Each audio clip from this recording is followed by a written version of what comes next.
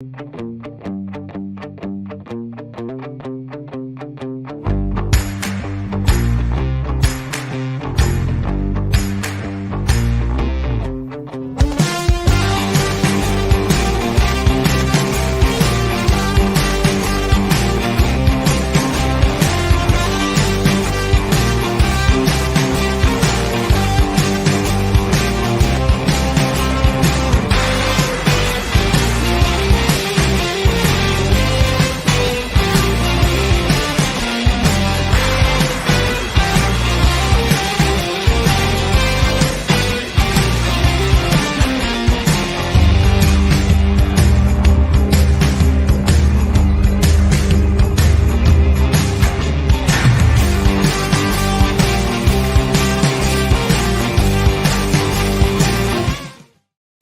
on now, fellas! We've got to answer the bell. Now let's go!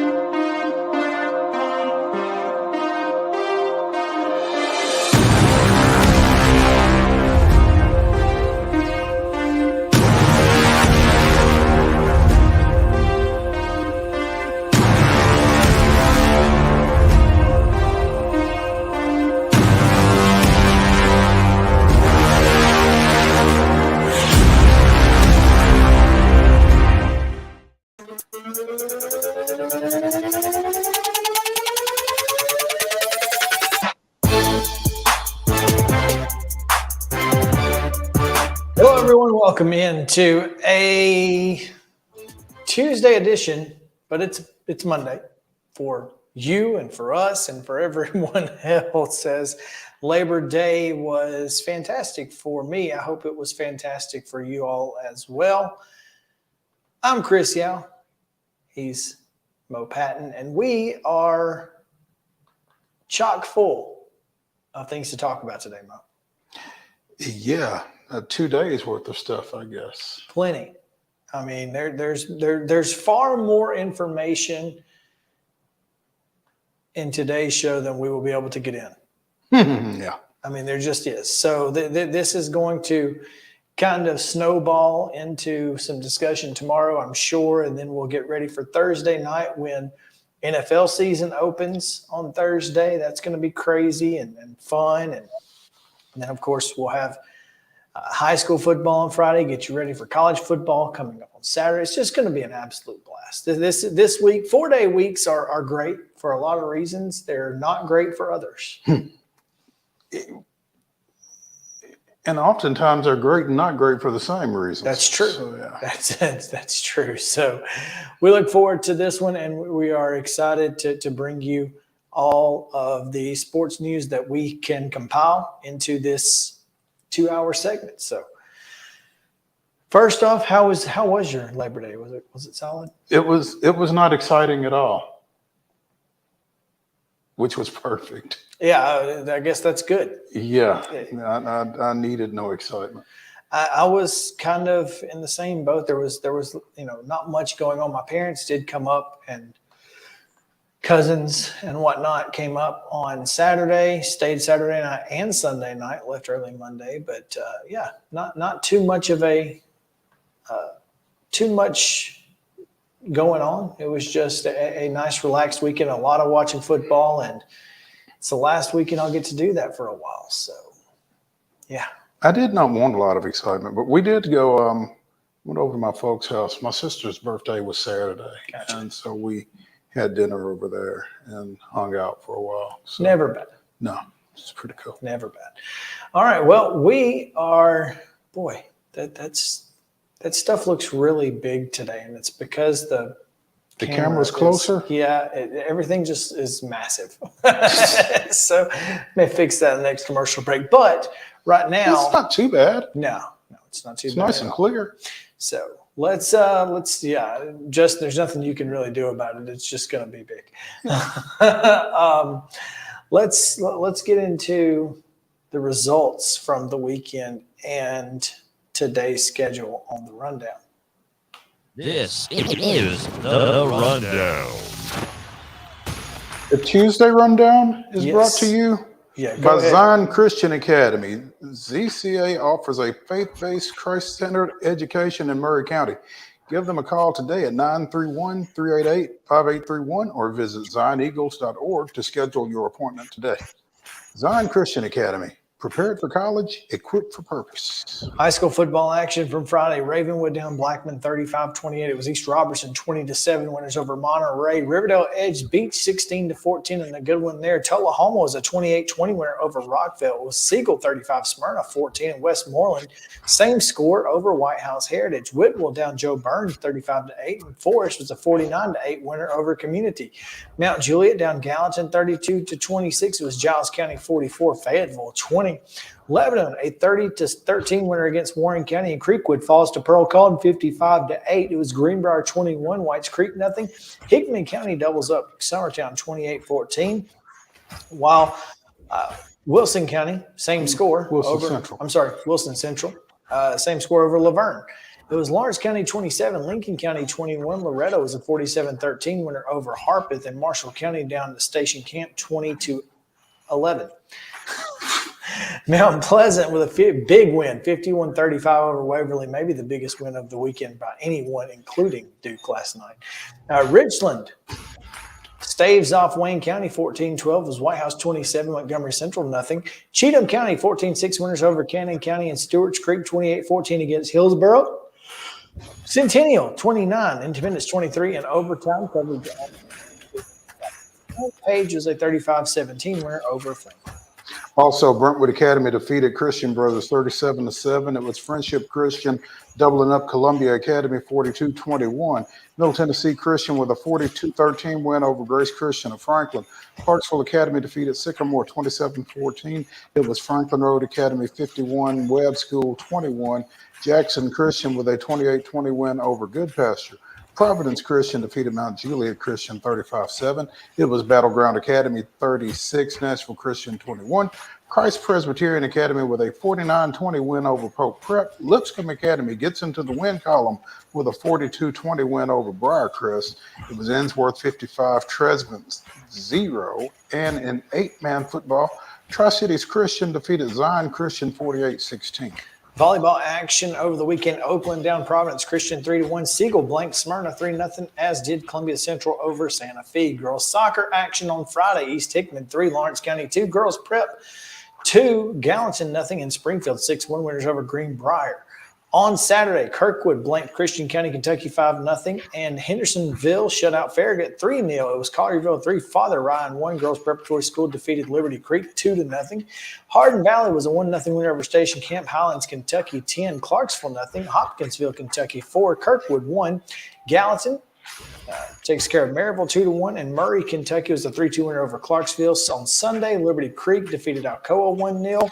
Station Camp doubled up Greenville 4-2, and Father Ryan edged Science Hill 3-2. In Major League Baseball over the weekend, the Braves took 2 of 3 over the weekend to finish up winning 3 of the 4-game series. Defeated the Dodgers 6-3 on Friday, 4-2 in 10 innings on Saturday on the strength of an Orlando Arcia 3-run homer in the 10th, and fell to the Dodgers 3-1 on Sunday. The Cubs take 2 of 3 from the Reds, winning 6-2 and 15-7, with the Reds winning 2-1 on Saturday. The Marlins sweep the Nats 8-5, 11-5, and 6-4. Yankees sweep the Astros 6-2, 5-4, and 6-1. Brewers took 2 of 3 from Philadelphia, winning 7-5 and 7-5 before falling 4-2. The Pirates took 2 of 3 from the Cardinals, winning 4-2 and 7-6 before falling 6-4. And in minor league action, not good news. Not good news, as the Sounds finished up their road trip by getting swept 3 games at Durham, falling 2-1, 10-2, and 6-2. College football action from over the weekend. Tennessee down Virginia 49-13 at Nissan Stadium. Middle Tennessee State fell to Alabama 56-7, while Tennessee State fell to Notre Dame 56-3. Vanderbilt took care of business over Alabama A&M 47-13. while Jacksonville State was a 49-3 winner over East Tennessee State, and Southern Illinois down to Austin Peay 49-23.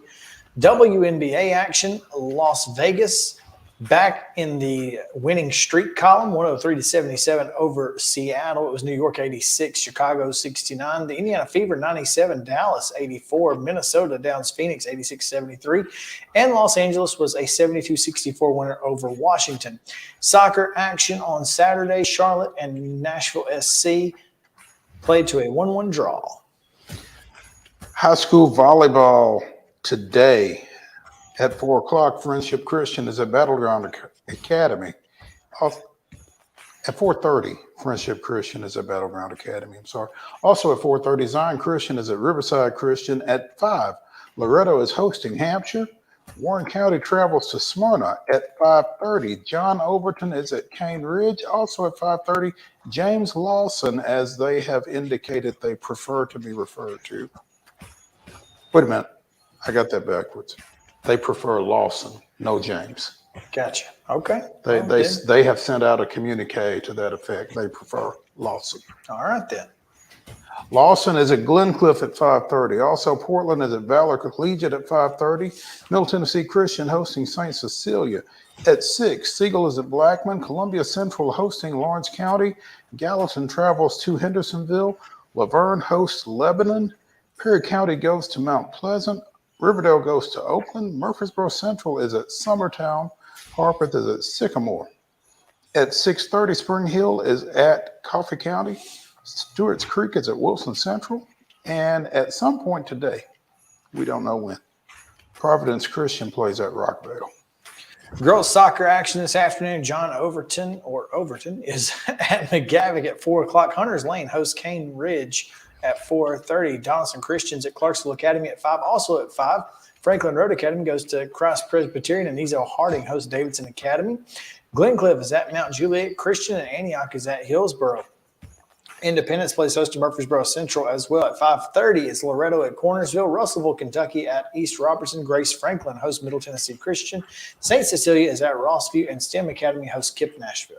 6 o'clock starts for Hickman County at Cheatham County, Creekwood at Clarksville Northwest, Warren County at Columbia Central, East Robertson hosting Springfield, Forest hosting Zion Christian, Smyrna traveling to Lebanon, White House Heritage at Martin Luther King, Harpeth at McEwen, Kenwood at Montgomery Central, Allen County, Kentucky at Nashville Christian, Pope Prep hosting Lipscomb Academy, Portland hosting Green Hill, Summit going to Spring Hill, Wilson Central at Stewart's Creek, Merrill Hyde is at Sycamore, and Columbia Academy goes to University School of Nashville. Also at 6, Kirkwood is at Waverly. At 6:30, Christian County, Kentucky goes to Clarksville Northeast, Friendship Christian hosts Good Pasture, and Lead Academy is at Lawson. Just keep going. At 7 o'clock, Riverdale is at Blackman. White House is at Bowling Green, Kentucky.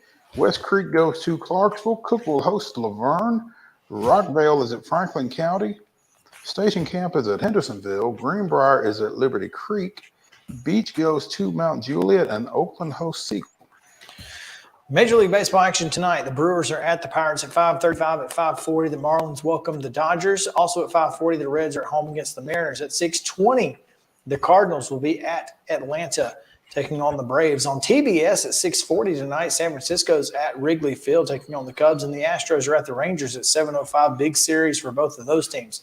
WNBA action tonight at 6 o'clock on Twitter. You can see the LA Sparks and the Connecticut Sun. On NBA TV at 6, it's Chicago and Indiana. And on CBS Sports Network, a doubleheader at 7, it's New York at Dallas. And at 9, it's Washington at Phoenix. And that is your rundown.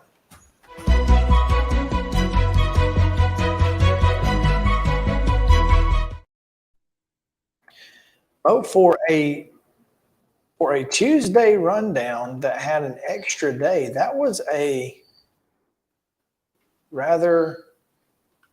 It wasn't as bad as it was manageable. Yeah, there we go. That wasn't so bad. Yeah, I was a little surprised by how manageable. how manageable that was. In fact, top story today is brought to you as always by our friends at Neely's Mill, Columbia's Piggly Wiggly. You can go see the fine folks there. They'll take care of your meat and vegetable needs at lunchtime or your fresh produce and, of course, hand-cut meats daily in their meat department. So make sure to go see the fine folks there at Piggly Wiggly and Neely's Mill Shopping Center here in Columbia. Top story, Mo, we have some players of the week to talk about. We do indeed. And the Tennessee Sports Writers Association got those out to us about little less than an hour ago. So let's hand out a little hardware, huh? Let's do that. In football, Tennessee quarterback Joe Milton was 21 of 30 for 201 yards and 2 passing touchdowns, along with 33 rushing yards and a pair of touchdowns as well, becoming the first UT player to record 2 passing touchdowns and 2 rushing touchdowns in the same game since Hendon Hooker did so last year against Ball State, and the first to do so against a P5 opponent since Josh Dobbs ran for 2, threw for 3 against Missouri in 2016. So Joe Milton is the TSWA Offensive Football Player of the Week. 2016 Missouri, they'd rather forget that year. That's all I'm saying.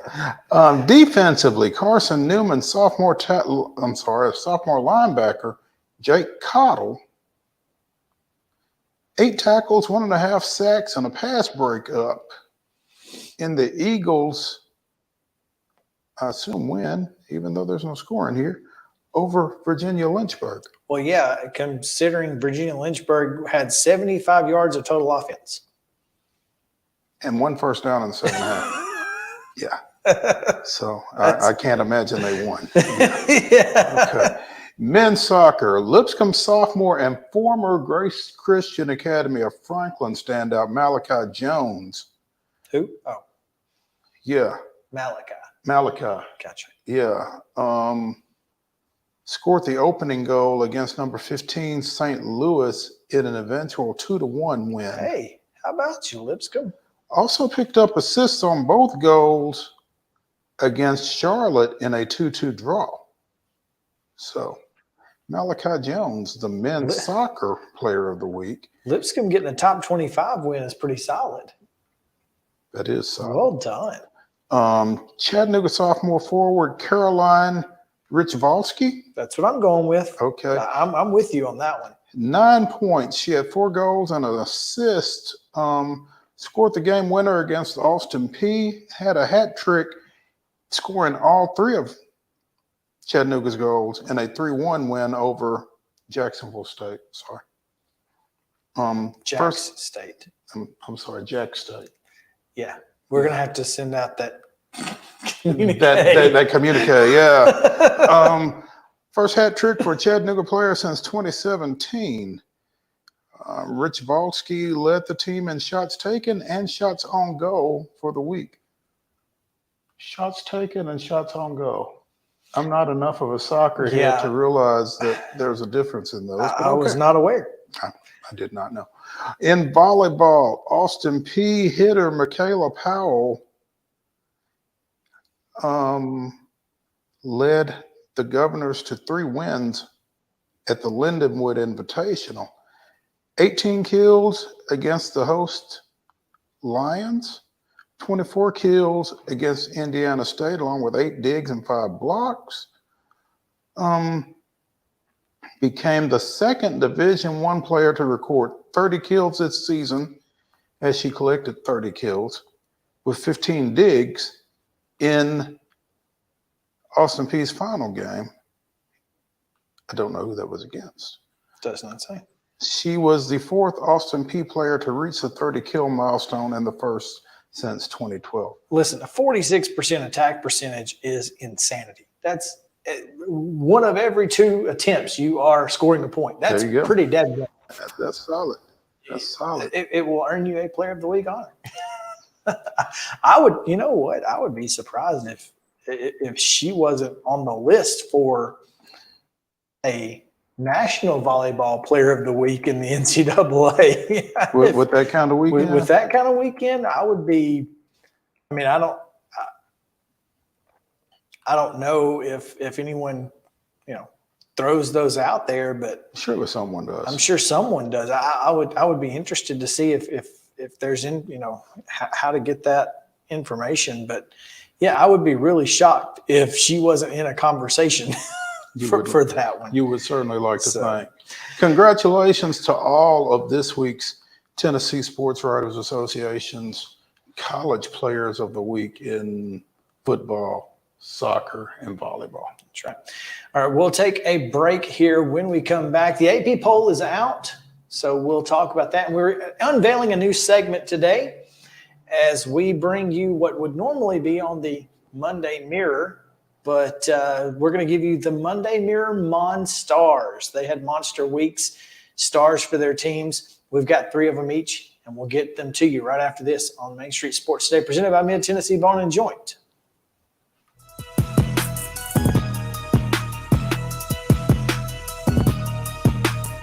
Mid-Tennessee Bone & Joint treats your orthopedic injuries and existing conditions. Our trained physicians will get you back in the game faster. Contact us at 931-381-2663 or www.mtbj.net.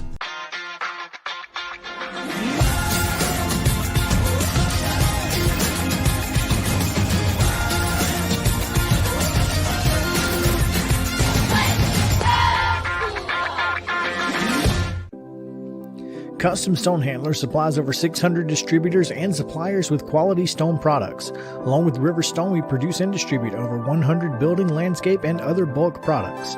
Our goal is to provide quality products, service, and partnerships to ensure our customers' success.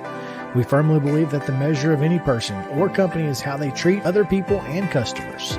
Give them a call at 931-490-4990 or visit CustomStonehandlers.com. With Lee Company technology, the best handymen are hands-off. Lee Company techs have been using visual findings and other smart technology tools for years to add transparency and virtually take customers along. You see what we see, whether we're in a crawl space or on a roof. With Lee Company, technology helps us help you, no matter what's happening in the world or at your house. You can't see the sights without the sounds. From the crack of the bat to the roar of the crowd and everything in between, discover what Hit City has to offer. Spend your nights cheering on the Nashville Sounds at First Horizon Park with giveaways, fireworks shows, theme weekends, and more. Single game tickets are on sale now. Visit NashvilleSounds.com to claim your seat today. Piggly Wiggly, located in Neely's Mill Shopping Center, is Columbia's locally owned and operated Cost Plus 10 grocery store dedicated to serving the community with low prices and smiling faces. Piggly Wiggly offers fresh, hand-cut meats daily as well as daily hot plate lunches from their deli counter. You're certain to see smiling faces and a helping hand when you're here at Piggly Wiggly. Come by and check out our fresh produce, high-quality meats, and more. Down home, down the street, we'll see you at the Pig. Mid-Tennessee Bone & Joint has been the official sports medicine provider for Murray County Schools for more than 40 years. We specialize in orthopedic service, and our Ortho Quick Walk-In Clinic lets you bypass the ER.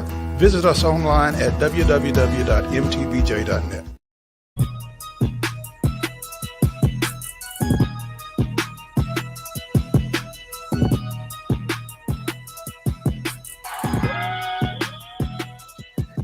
Welcome back in to the Lee Company studio here in Columbia on Main Street Sports Day, presented by Mid-Tennessee Bone & Joint. I'm Chris Yao. He's Maurice Patton, and we are debuting a new segment.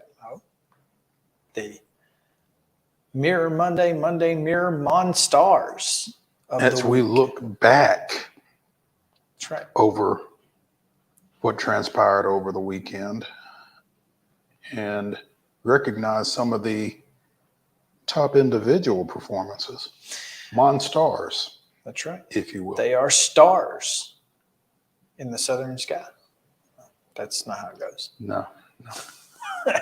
But yeah, I'm looking forward to doing this going forward and trying to find, some of the more, maybe some of the unsung guys over the last few days. And yeah, so I'll let you start. You can pick your first MON-STAR of the week. My first MON-STAR of the week comes from Spring Hill's Thursday night streak-ending victory up at Maplewood. Alan Alderson, the senior running back, had 20 carries for 142 yards and 2 touchdowns in the Raiders' 41-14 win. That's big. That's big. He was a MON-STAR Thursday. I would say he absolutely was. And, you know, it can't be overstated how important it is for individuals to be, you know, obviously the individual performances in that streak ending victory. Absolutely. So I think you gotta really put some emphasis on that. So well done to one half of the Alderson twins. I'm going to go with kind of an obvious one here. I think Keon Coleman, 3 touchdown catches for Florida State in their big win over LSU. Keon Coleman from Opelousas Parish, Louisiana. Is that right? Yeah, he certainly transferred from Michigan State. Couldn't get a sniff out of high school or out of the portal from LSU. Yeah, you know, the portal obviously I think is one thing, but you know, whatever was happening when he was coming out of high school at LSU, it's just, you know. Man, that's bad. Played at Opelousas Catholic in Louisiana. 6'4", 200. Two-sport dude Was fantastic. And was apparently played basketball at Michigan State as well. Wow, didn't realize that. Maybe that's why LSU was like, no, we just want you to play one thing, dude. Bad news bears there. Well, I mean, Florida State's had some success with multiple sport guys. See Charlie Ward and Jameis Winston, among others. Well, and a certain coach from this weekend as well. Yeah, we'll get into athletes turn coaches in our top 5 segment later today. All right, number 2. Number 2, staying on Thursday night, staying in the same house, Ashton Alderson. Okay. 5 tackles, 3 pass breakups, a fumble recovery for a touchdown, and an interception return for a touchdown. That's insane. That is absolute insanity. I think Ben Martin may send a limo for Allen and Ashton going forward just to make sure they get to the games. Heck of a day for the Alderson twins, there's no question. Yeah. So, my second one is, please understand that I nor you ever thought that this name would come up in a MON-STAR discussion. Texas State quarterback TJ Finley.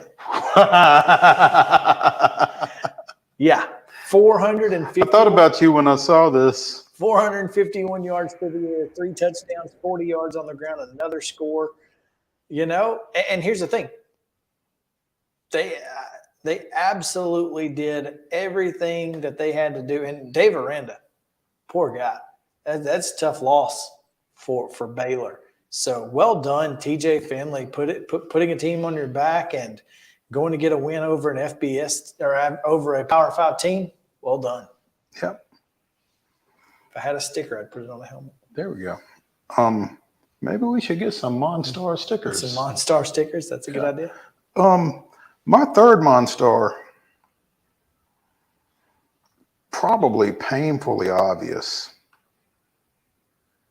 But when you play upwards of 125 snaps in a day game on Saturday, you catch 11 balls for 119 yards and a touchdown, you save a touchdown with an interception, and oh yeah, you beat the reigning national runner-up. Yeah. Travis Hunter, cornerback / wide receiver from Colorado, is my third MON-STAR.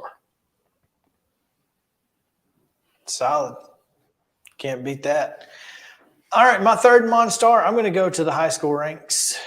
And I mentioned that it's probably one of the biggest wins of the weekend, Mount Pleasant over Waverly. And I'm gonna go with Darian Meza here, only because he did it both, catching it and running it. But a heck of a job from Darian Meza, who had a 64-yard. I'm sorry, that was 2 weeks ago. no, that was McClure. Oh, Meza had 3 touchdown catches and had a just phenomenal game. He and Jaden McClure had 232 total yards in the game, but rushing between the two on the ground. So nearly 100 yards rushing, 154 yards in the air. Darian Meza. Hang on just a second. Let me. Because you've got 10 for 147 for McClure, and they did 232 together. So that's 85. That's 85 yards for him. He had 85 rushing yards on 6 carries. He had 154 receiving yards on 4 catches. Yeah. So he's continuing to be efficient with his touches. Yeah, when he touches it, strike up the band. Yeah. Go ahead and just to start early. What is it that they say? Hitting his head on the goalpost? Yeah. Every time he touches it, just go ahead and get ready because he might take it all the way. So Darian Meza is my third MON-STAR of the week. Well deserved. AP poll is out, Mo, and Georgia remains number 1. And obviously they took care of business, 48-7 over Tennessee Martin. But it was not without a fight from the Skyhawks early in that first half. Because I can tell you, I'm watching the game and I see 7-0 in the second quarter, and I was like, I'm sorry, what? I was not expecting to see that score. No. And, some folks who in Athens might have said that they might have seen it coming as Todd Monken left and Mike Bobo's back. Well, they didn't like Mike Bobo the first time he was there. No, they did not. So here's my thing, though. I don't know how much of it is a function of Georgia and how much of it's UT Martin. I mean, they're the number 1 team in the country. They should not be scoring 7 points in a quarter plus against Tennessee Martin. I don't care how good Tennessee Martin is. You know what I mean? Mm-hmm. It's the number 1 team in the country. You're right. I get it. So well done, Tennessee Martin. I think they played. I think they went in there, played hard. They played well, and you can't take anything away from the Skyhawks in that one. Mm-mm. Michigan sticks. Alabama moves up 1 as a result. Is that some respect for MTSU, or what exactly is that? I'm a little surprised that Florida State's not 3 here. They got 3 first-place votes, which was second most among anyone else. Mm-hmm. As Michigan received just 2 and Georgia the rest. But Alabama moved up because Ohio State fell 2. They fell 2 spots to number 5 while Florida State comes in at number 4. So I'm not surprised at Ohio State falling. I don't think they were very impressive at all. They were not. Getting that 23-3 win over Indiana. So there's that. To me, I feel like this is a really good job by sports writers to take a real hard look at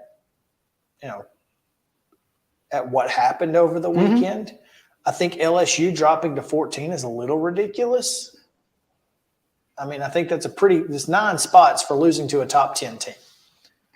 I don't know that. But they didn't just lose to a top 10 team. They got outscored 24-0 before they got a touchdown late that was meaningless. Yeah, I don't. And it was 45-17 at one point. Yeah, don't get me wrong. I think the first half, it was 17 at the half. I thought LSU looked okay in the first half of it. I mean, Mike Norvell just outcoached Brian Kelly at the halftime. And that's not something I had on my 2023 bingo card. But I don't know that, you can take a look at that second half and say LSU's just not very good. I think they've got some work to do. I think LSU is going to end up being better by the end of the year because they're not going to have number 4 just roaming around. He's going to be actually doing something. Can't imagine that they're going to make the same mistake Alabama did with Will Anderson for an entire season. So anyway, Tennessee moves into the top 10. Big win over Virginia. They kind of got off to a slow start offensively. They did. They really did. Yeah, but they picked some things up. They figured some things out. But here's the thing. They got off to a slow start offensively. Defense looked fantastic. Played fantastic. lights out all game. And that was one of the things that I think nobody was really worried about Tennessee's offense. They obviously wanted to see Joe Milton do some things. And I think he played really well. Still had some problems with some overthrows.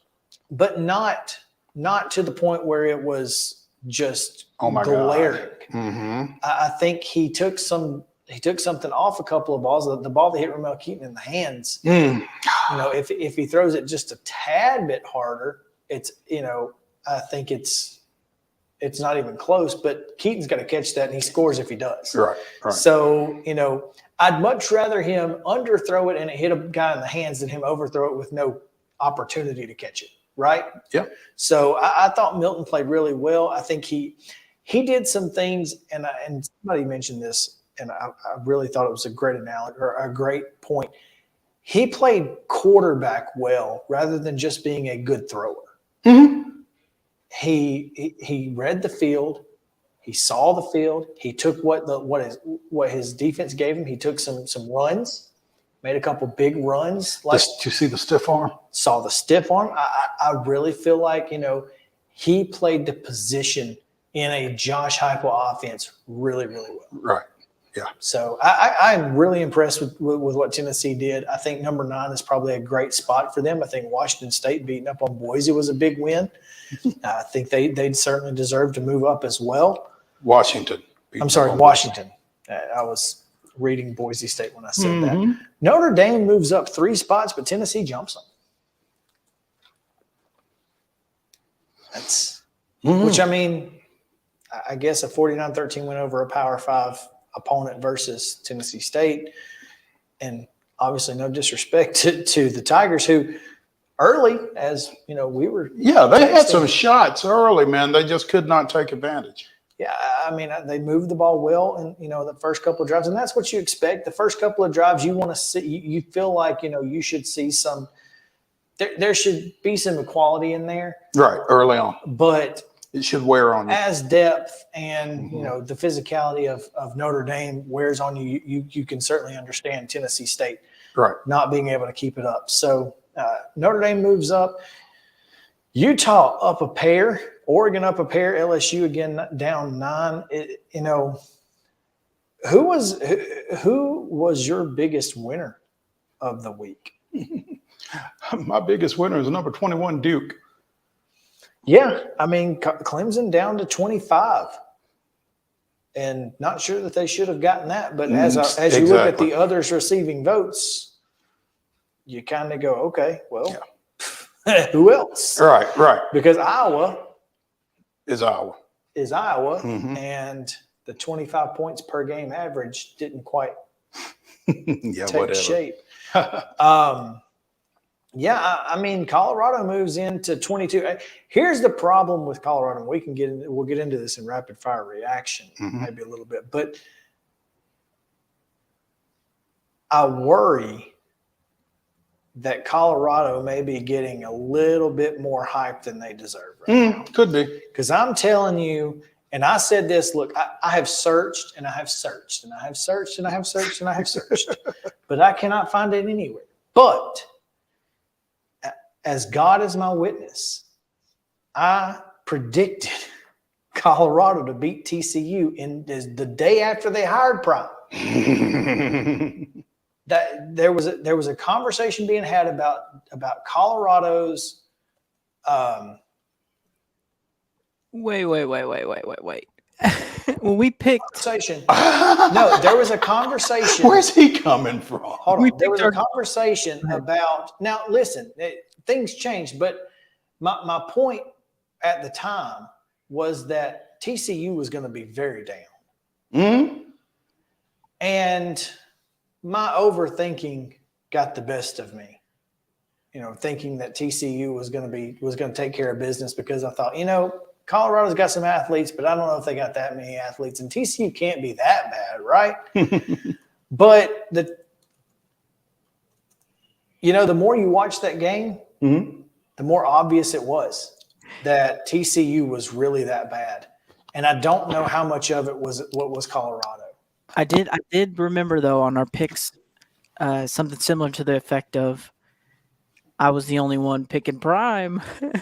No, absolutely, you did, but again, it was my overthinking.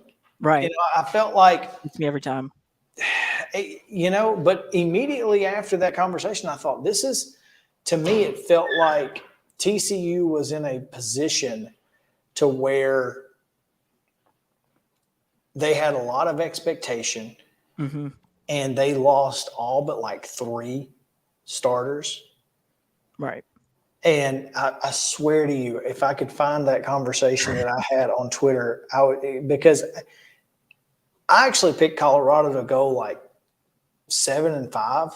Who do they have next? Let's take a look and see. I'd love for them to keep going. Well, it's they've got Nebraska, which I think is a win. Interesting.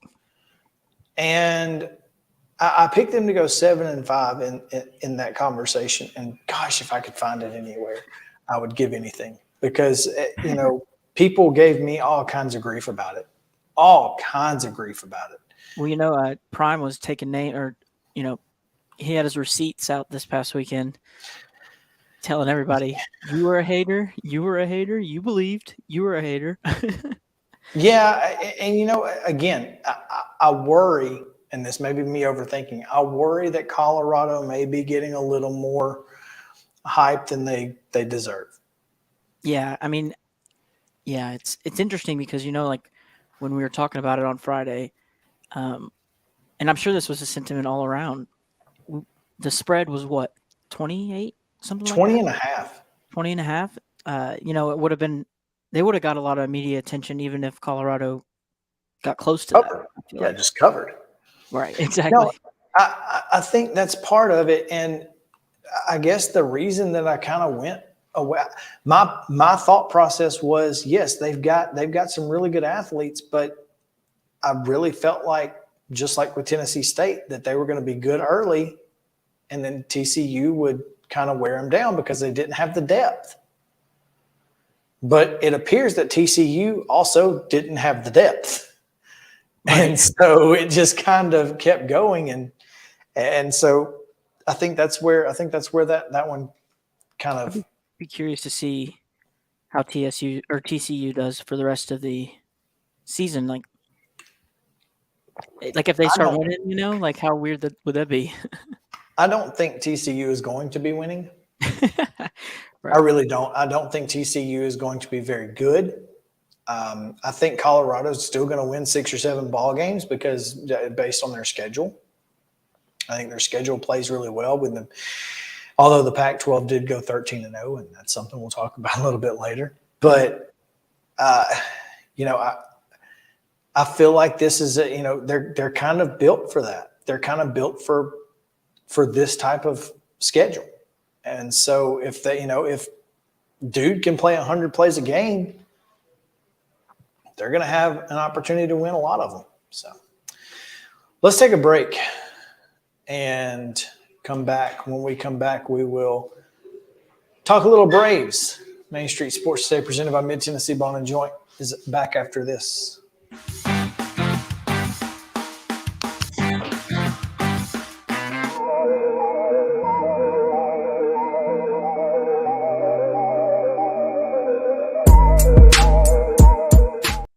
Mid-Tennessee Bone and Joint treats your orthopedic injuries and existing conditions. Our trained physicians will get you back in the game faster. Contact us at 931-381-2663 or www.mtbj.net. With Lee Company technology, the best handymen are hands-off. Lee Company techs have been using visual findings and other smart technology tools for years to add transparency and virtually take customers along. You see what we see, whether we're in a crawl space or on a roof. With Lee Company, technology helps us help you, no matter what's happening in the world or at your house. Jones & Lang Sporting Goods here in Columbia has been outfitting teams, officials, and anybody else from T-ball to college for 50 plus years. Be sure and check them out at 931-388-8060 or online at jonesandlang.com. Jones & Lang Sporting Goods, the look of a winner. Zion Christian Academy, zioneagles.org or 931-388-5731. You can schedule your appointment. Go tour their campus. It is beautiful over there, and you're definitely going to want to see it. Again, it's zioneagles.org. Give them a call, 931-388-5731, and schedule your tour today. Did you know that up to 80% of us will experience back or neck pain during our lifetime? Many of you are offered surgery or addictive pain pills to relieve your chronic pain. At the Dr. Gill's Center for Back, Neck, Chronic Pain Relief, we have been leading the way to better health, naturally, and have helped tens of thousands of people right here in Middle Tennessee for the past 30 years. I came to Dr. Gill about 10 years ago after my local doctors recommended surgery. I knew about Dr. Gill and wanted to see if he could help me. 10 years later, I am pain-free, no surgery, and no pain pills. Surgery is scary, and over 40% of all back surgeries fail, creating a cycle of surgery and pills. There is a safer solution to your chronic pain. Make the call to the Dr. Gill Center for Back, Neck, Chronic Pain Relief today and get your life back. This office visit is normally $299, but call today and receive your initial consultation, report of finding for just $49. But hurry, this offer won't last long. Call 615-768-8743. That's 615-768-8743. You can't see the sights without the sounds. From the crack of the bat to the roar of the crowd and everything in between, discover what Hit City has to offer. Spend your nights cheering on the Nashville Sounds at First Horizon Park with giveaways, fireworks shows, theme weekends, and more. Single game tickets are on sale now. Visit NashvilleSounds.com to claim your seat today. Mid-Tennessee Bone and Joint has been the official sports medicine provider for Murray County Schools for more than 40 years. We specialize in orthopedic service, and our Ortho Quick Walk-In Clinic lets you bypass the ER. Visit us online at www.mtbj.net.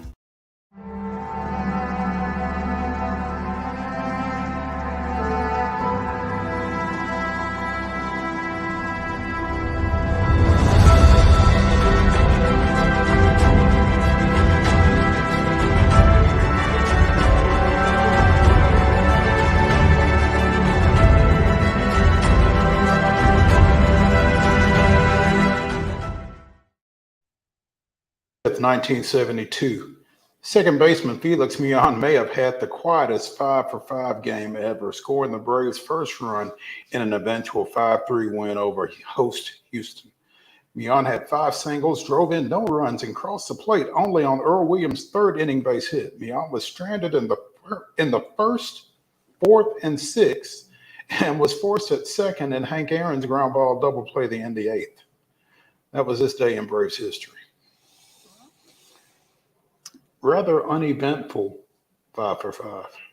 I don't even know how you can have an uneventful 5-for-5, but Like that. I guess just base knocks And no runs. How do you get on base 5 times and never score? And only score once? Well, you play for the Braves in the 70s. That had something to do with it. Yeah. that's how you do it. So, oh man. Well, plenty of eventful stuff happening over the weekend for Atlanta in LA as they go 8-2 on the road trip, but earned the season series W over Los Angeles. But the only games they lost were on Sundays. Yeah, they don't like Sundays apparently. They've not won on Sunday since I saw them on Sunday against Milwaukee. Good Lord. The final weekend in July. I saw something on Twitter, and this is a question that I wanted to pose. The Braves did not necessarily see but one of the Dodgers' top pitchers. And they won't see him. Well, no, the Bradley, the guy that beat Morton. Oh, Bobby Miller? Bobby Miller. Oh, okay. I mean, because I'm not including Urias at this point. How much of a factor is it going? Could there be in the postseason when the Dodgers have seen all 4 of the Braves guys, the 4 that they're probably going to see outside of maybe Kyle Wright, versus the Braves not having seen Kershaw and some of the other guys at the top of that rotation? I mean, I don't know. Could that be an issue? I don't think so, because I think the Braves have seen those guys often enough historically. And as you've pointed out on these very airwaves, bring Kershaw on, please. Well, yeah.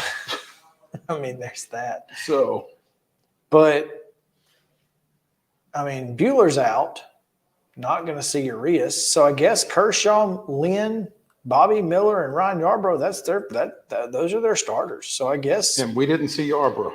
We didn't see Yarbrough. We didn't see Kershaw. But Yarbrough's not been, I mean, anything, just otherworldly. Yeah, he's got a 3.5 ERA, but crap, that's any decent pitcher. I mean, I just don't think.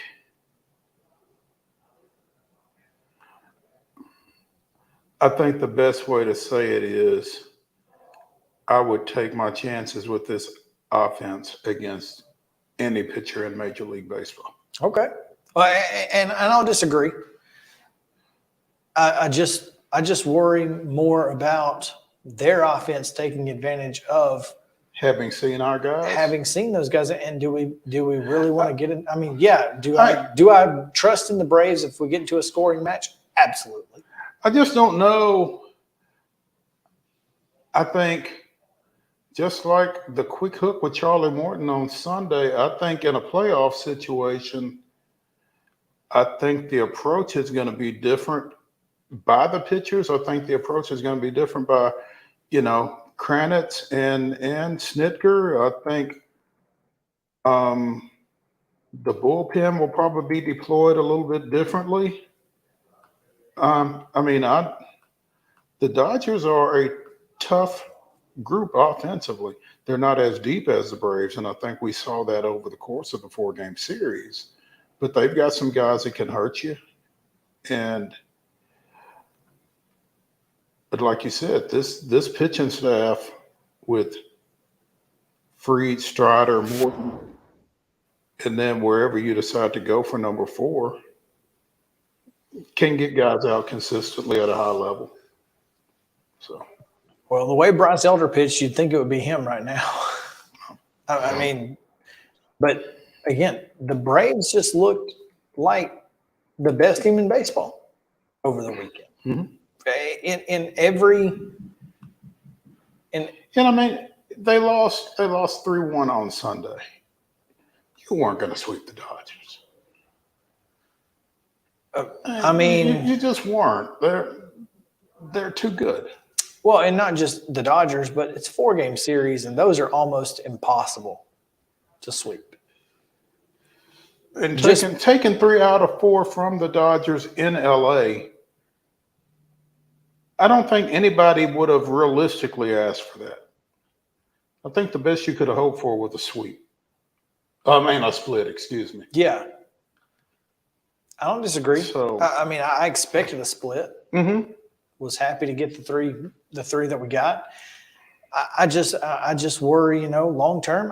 And it's just me thinking out loud because I read that and I thought, that's a really good point. Mm-hmm. This is a really good Dodgers lineup, and not to look that far down the road because obviously there's plenty, between now and then to get there. But I mean, when you say it's a good Dodgers lineup, you also got to take into consideration that you saw guys, again, I still don't know who Michael Busch is. Rookie. You know, you saw Miguel Rojas at shortstop some. Ahmed Rosario's not bad, but he's not great. Well, I mean, the Braves have got some of those too now. Orlando Arcia has nearly hit 20 home runs. But, you know, the Braves have some of those guys that can beat you on any given night. Rosario, the Braves Rosario, Eddie. I mean, he gives you an opportunity. You never know. I mean, just ask the Dodgers. They'll tell you. I mean, so, yeah, they kind of have those guys that might beat you, kind of thing. I don't think that the best part of their lineup is as good as the Braves' best part of its lineup overall. Right. 1 through 5, I think the Braves are easily better. Again, though, when you're talking about the fact that Mookie and Freddie and those guys have seen, you know, Will Smith even, they've seen your best, and they're very, very good cerebrally. That's where you go, okay, it's just throwing it out there. Oh, it's going to be buckle up baseball. Oh, sure. And it would have been either way, whether the Braves won 3 or 4 or lost 3 or 4 in this series. The NLCS, should those two teams make it, which they didn't either last year did, but should those two teams see each other in the NLCS for the 3rd time in 4 years, I would certainly rest easier if it's somebody other than the Dodgers. It would make me, it would certainly make me a little bit happier. But anyway, Michael Soroka will pitch tonight for Atlanta. That's International League Pitcher of the Month, Michael Soroka, by the way. I'm not entirely sure what the deal is here, but it's again, I don't understand what the Braves' thought process is here. I mean, if they have confidence enough in him to bring him up now, maybe do they think that he has improved that much? I wonder because I would have thought Darius Vines would have been the guy coming off that start at Colorado. Certainly had the success. I wonder if you just want to see him to see if he can give you something in the postseason, if he's a candidate for a postseason spot. Or maybe they felt like they needed to reward him because of the guys that they have brought up at other points and kind of concerned from a psyche standpoint. I don't know. I don't know if that figures into the decision or not, but in 5 starts for Gwinnett in August, he had a 2.77 ERA with 8 walks and 34 strikeouts over 26 innings. And opponent's batting average of 165. Yeah, I mean, maybe they want to see if that translates. He's been as good as anybody. Well, and anybody is Winan, Schuster, and Vines. Yeah, I mean, he's certainly earned the opportunity, I guess. Well, he earned the opportunity down there. Darius Vines earned the opportunity in Colorado. So, I mean, I don't know. Again, my question is, if that's where you're at and you're going to reward Michael Soroka for being, IL Pitcher of the Month, then it almost solidifies the fact that you didn't have faith in him when you sent him back down in August. So you could have maybe gotten away with it and just said, hey, man, we're just going to keep you there until the roster expands and the season's over. We may bring you up in October, whatever, but we're going to keep you down there and let you work this out and get on get your routine down and all of that before we really worry about it. We'll worry about it next year. Instead, now it's like, yeah, you sucked up here last time, so we didn't bring you back. And I don't know. It just feels like a weird situation. I don't know. Well, I mean, it is a weird situation. It's a weird situation all the way around because he's working back from the injury. He's redone his, his motion, and by the it's way, still a work in progress. And by the way, Bryce Elder and Kyle Wright have been fantastic, and now we have 5 guys. Yeah. So I don't know. Anyway, Braves lineup tonight. Have you got it? Braves lineup tonight. I do have it. I got to get back to it. Acuna, Albies, Riley. Shocked on that. Right. Olsen, Ozuna, Rosario. Another shock. More shock. Murphy, who's been struggling, but at the plate. Harris in the 8 spot in center field. Nicky Lopez at 9 getting the start at shortstop. Interesting. Orlando getting a day off, I assume. Huh. And again, the International League pitcher of the month for August, Michael Soroka, getting the start as the Braves open a 6-game homestand and a 3-game series against St. Louis. Pittsburgh coming in for Friday, Saturday, Sunday. All right. We take a quick break here. When we come back, the top of the hour Titans report with Terry McCormick, powered by Zen Sports. So stick around. We'll be right back after these short messages.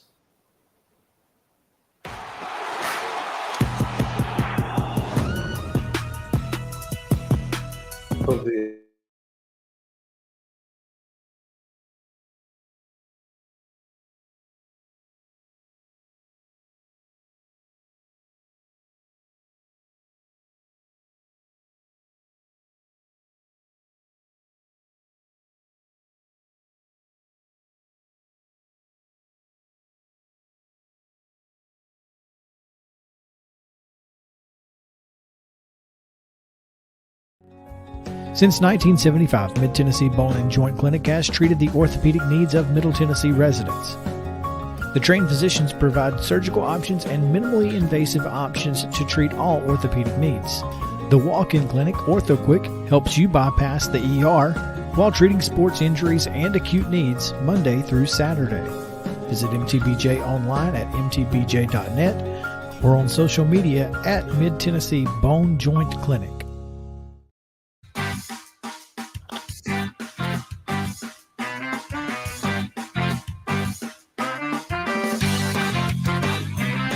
Welcome back into Main Street Sports Day, presented by Mid-Tennessee Bone and Joint. Chris Yao alongside Maurice Patton, and we are coming to you from the Lee Company studio here in Columbia.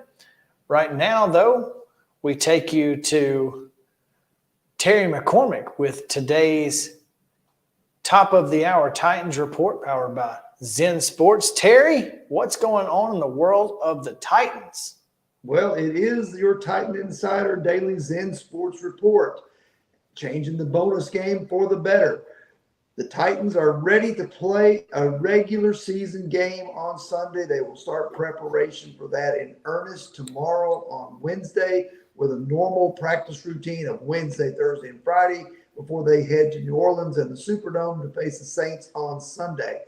A little bit interesting, guys. Yesterday, Mike Vrabel held a press conference. He was asked about the backup quarterback situation. Now, that's not something you want to have to use if you're the Titans, but he refused to declare one guy, either Malik Willis or Will Levis, as his number 2 quarterback, saying that would stretch out into later in the week before a decision on that was made. So I found that interesting because Malik Willis has played the lion's share of the reps in preseason. You would think that he would have the nod as the number 2 quarterback going into this opener simply based on experience, because we haven't seen very much of Will Levis due to that thigh injury. Interesting. Yeah, I saw Malik Willis' name first on the depth chart, but I didn't know exactly what that meant or if there was anything to it, if it was just the fact that M comes before W in the alphabet. I didn't know. It's a good question to ask, and I'm really interested to see how that works out. Now, that being said, it's game week, so we are all looking forward to this Sunday and the New Orleans Saints. So we appreciate obviously getting some information, and we'll get more tomorrow, I assume, after they get off the practice field. Absolutely. Guys, fantastic. Sports Titan Insider Daily Report. Zen Sports is the new sports book in Tennessee, revolutionizing the way you earn sports betting rewards. With Zen Sports, your rewards are cash rewards. You bet with real money, and now you're rewarded with it too. Keep betting and keep earning up to 3% cash back rewards on your betting volume. Best of all, earn cash commission on your referral bets with Zen Sports Referral Rewards Program. Zen Sports, betting just got better. Gambling problem? Call 1-800-889-9789. Terms and conditions apply. Must be 21 and older and in Tennessee to bet.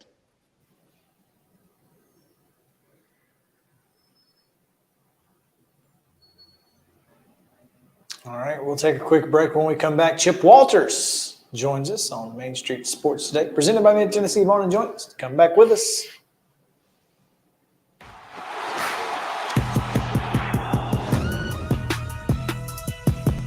Let your child play like the pros this fall season and join Titans Flag Football in their NFL Flag Football League. Titans Flag Football is no contact, easy to learn, convenient with teams meeting once per week for practices and games on Sundays. And we cannot forget it's ridiculously fun. Teams are co-ed with ages from pre-K through 8th grade in select locations across Middle Tennessee. Visit TitansFlagFootball.com and sign up before registration closes on September 4th. Let's play together and win together this fall season with Titans Flag Football. You've been putting back a few, and a few becomes a few too many. For a moment, you think about calling for a ride. Nah, you live nearby. What's the worst that can happen? You get pulled over, your insurance goes up, you lose your license, you total your car, you kill someone. Y'all, I'm serious right now. They have a dragon here. I saw it. But no, they don't. There's no such thing as dragons. I swear, I saw it. It had huge claws. Get out of here. It had eyes as big as the moon. Come on, I'll show you. Wait up.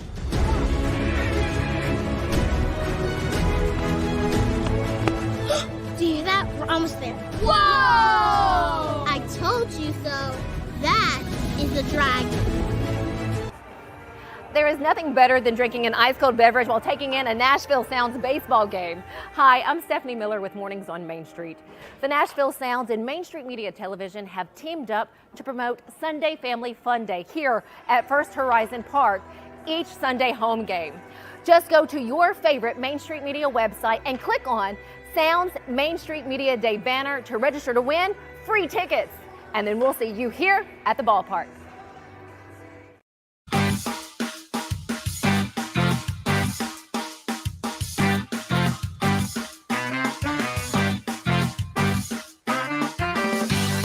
That's right.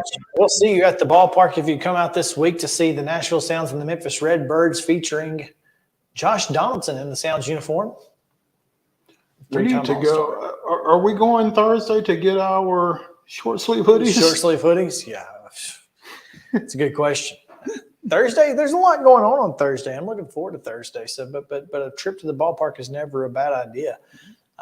But yeah, so check out the Sounds at home this week. Only 2 more home stands. This one, and then they're out next week, and then they're back for the final regular season week.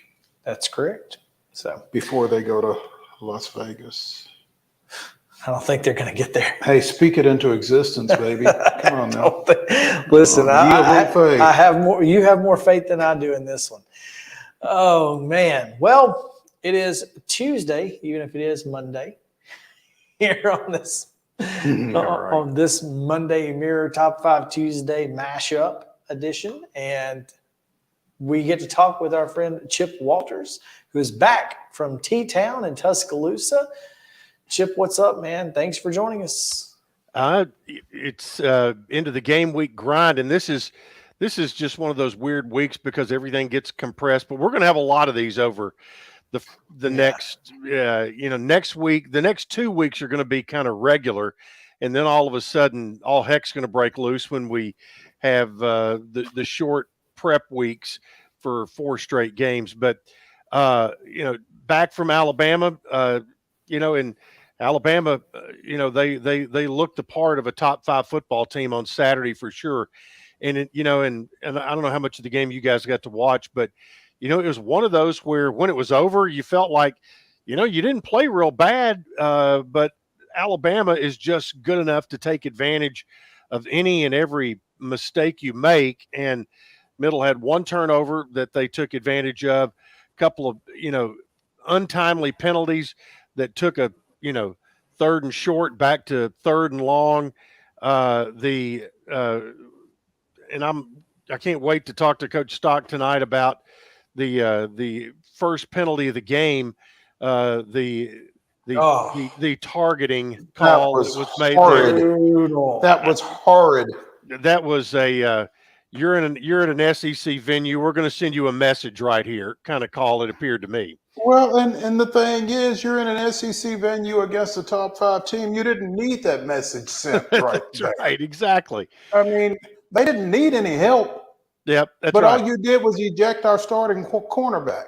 That's right. And and then Alabama obviously is smart enough to go pick on that position when you got a backup in there. Mm-hmm. So, but because they had a depth chart. That's correct. They did.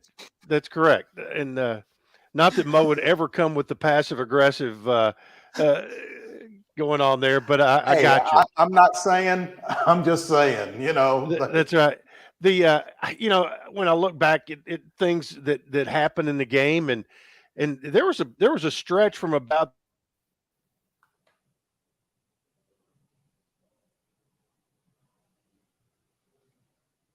oh no, we lost Chip. Should have been 14-3 at worst, could have been 14-7, but you miss a field goal. Again, there's a mistake that was self-inflicted right there. But it went from what should have been 14-3 or 14-7 to 28-0. And then at that point, you were trying to dig yourself out of a big hole. But I thought Middle's defense against the run was pretty good, except the quarterback run. I mean, they stopped the running backs, but Alabama has proven they've got with Jalen Milroe. He's kind of special, and they kind of had the tarp over all the quarterbacks at practice, but there is no question after seeing all 3 of those guys that Milroe is the guy for Alabama. And he they keep talking about it. He goes out there and scores 5 touchdowns in his first start as Alabama's starting quarterback. And on the offensive side for Middle, they moved the football.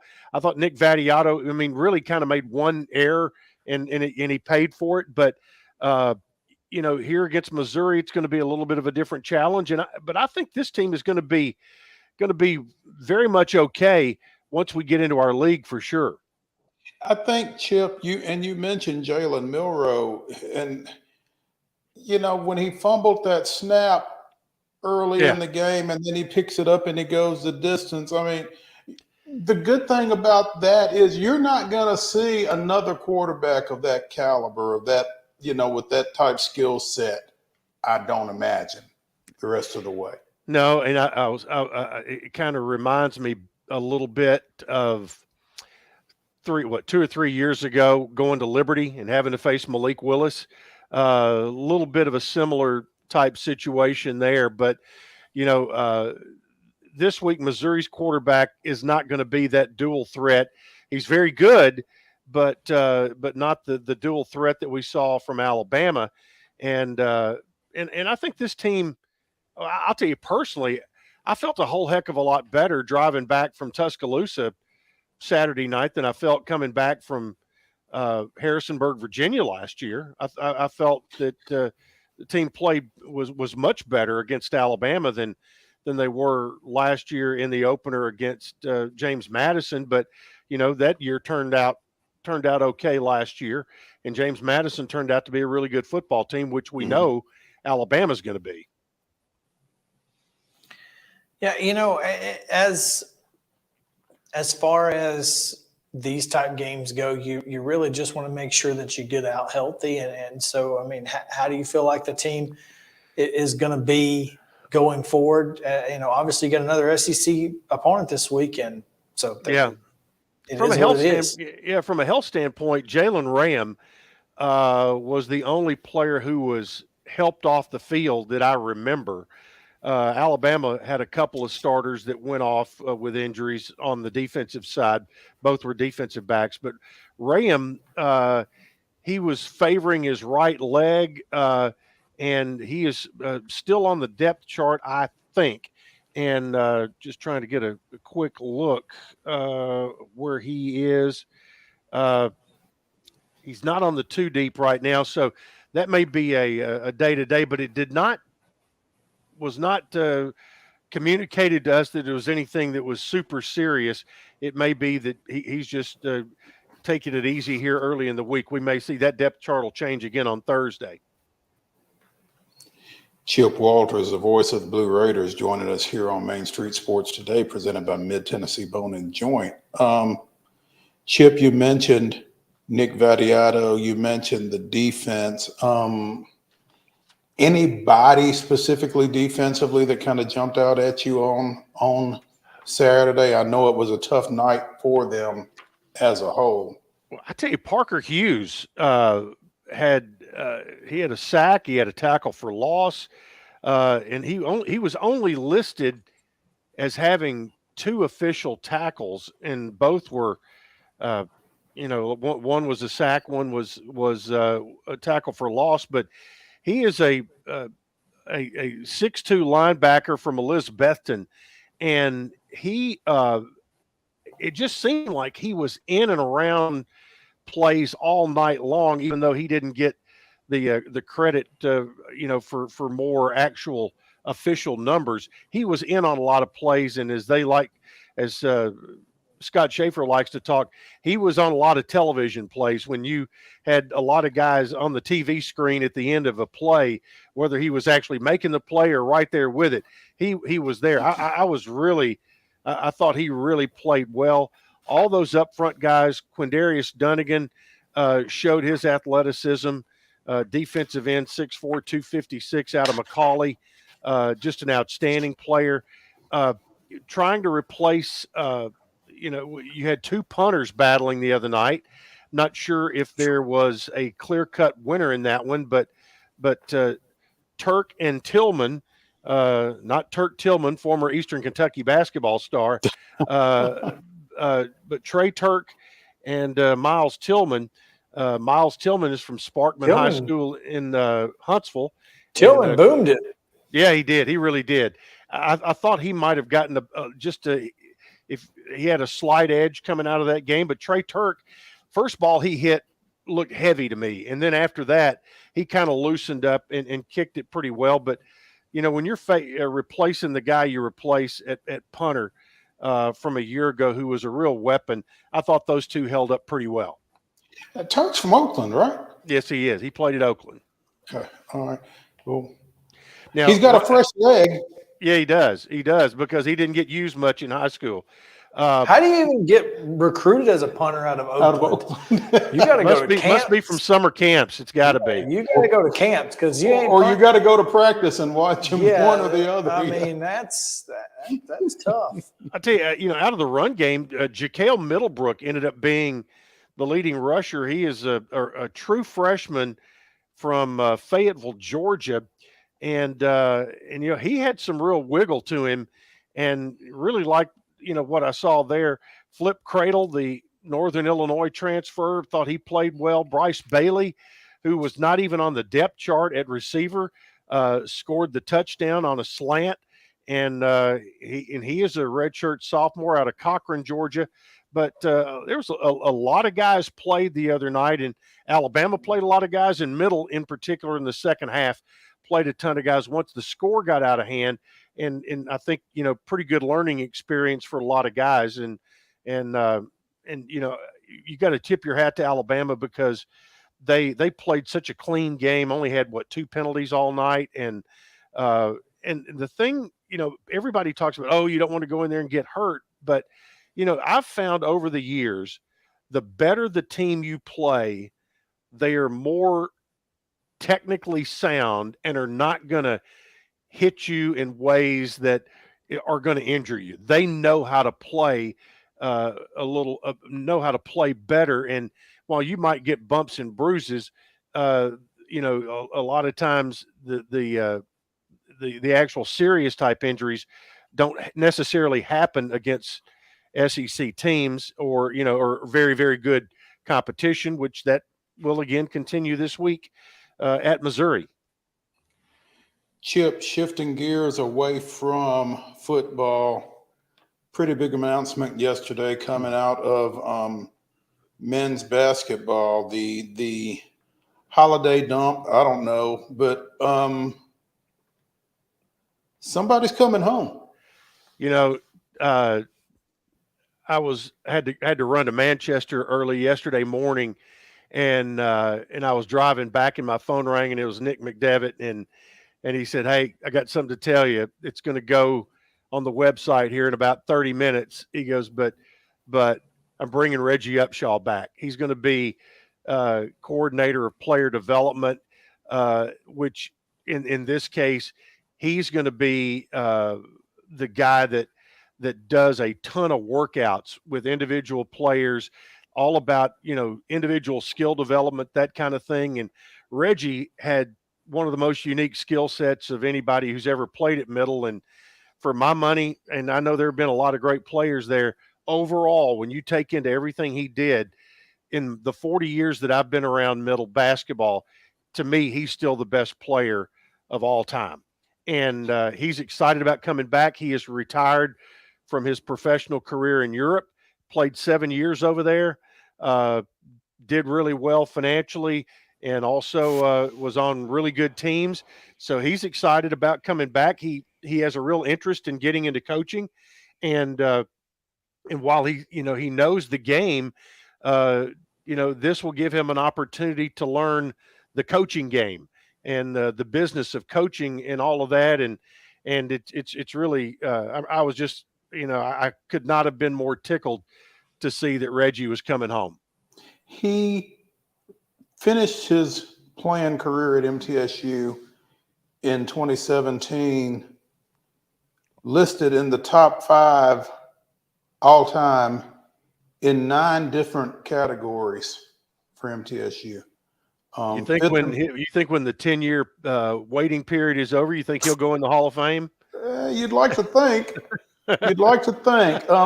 5th in points, 4th in rebounds, 4th in steals, 5th in blocks, all-time leader in games played or tied for that, 2nd in starts and 2nd in minutes. And Middle won 99 games in his career, including the 2016 and the 2017 NCAA tournament wins over Michigan State and Minnesota. So, I mean, he brings something to that program just from, I did a little something here. I won a few games here. I won a few big games here. I mean, that's something that I imagine is going to permeate a little bit throughout that program when he gets back.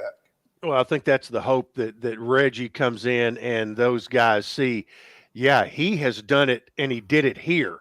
And he also played at a very high level professionally in the higher level leagues in Europe. And the thing was, Reggie was, probably the first adjective that comes out of your mouth when you think about Reggie is how tough he was. And he will, I promise you, he will make sure that rubs off on these guys. And he is such a Middle guy. And I remember his senior night, how emotional that was. And so it's going to mean a lot to him to help these guys get better.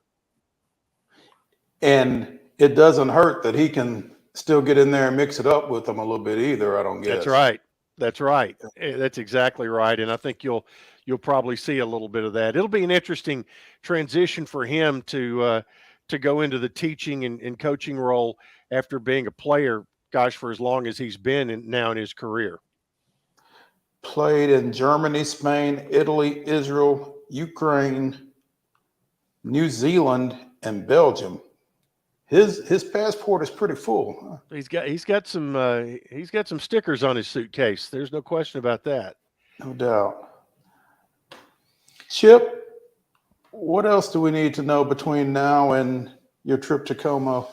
All right. Well, we got Coach Stock's show got moved to tonight because of Labor Day, so folks can tune in on that. It'll be on the radio, of course, but we'll also be live streaming on Facebook, and you can get in there and just I'll get a little more info from Coach tonight, and start getting all my stuff ready for this weekend. So it'll be after today. We'll have after this weekend, rather, you have only 4 road games left for the whole year, and you have 3 sets of 2 home games. So last year we never played back-to-back home games. This year we'll play back-to-back home games 3 times, which that kind of helps take care of the body a little bit too. Yeah. How was players and mine? So how was Metro Diner Saturday morning? Didn't make the Metro Diner. We went to Bomb Hours on Friday night. Not the one close to campus, the one on by the interstate. And we had a great time there. Saturday morning we went to an IHOP that we actually got in about 10 minutes, but it took us 2 hours to get out. It was they were going through a lot of the same thing that other places are right now with yeah, exactly.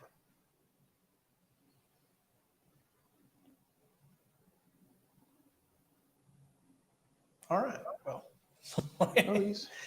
I hear him. No, I think that's me on that. Yeah, there you are, Chip. We appreciate it. Have a good show tonight.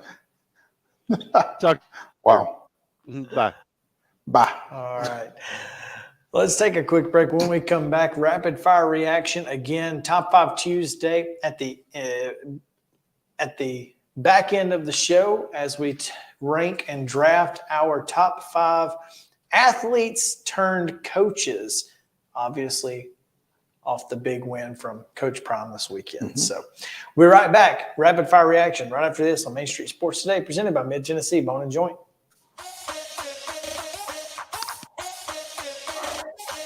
Mid-Tennessee Bone and Joint treats your orthopedic injuries and existing conditions. Our trained physicians will get you back in the game faster.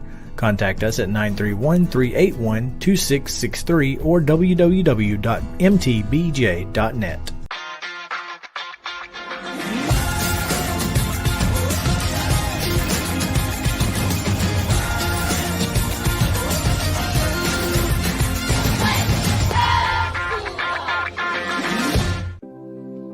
Custom Stone Handler supplies over 600 distributors and suppliers with quality stone products.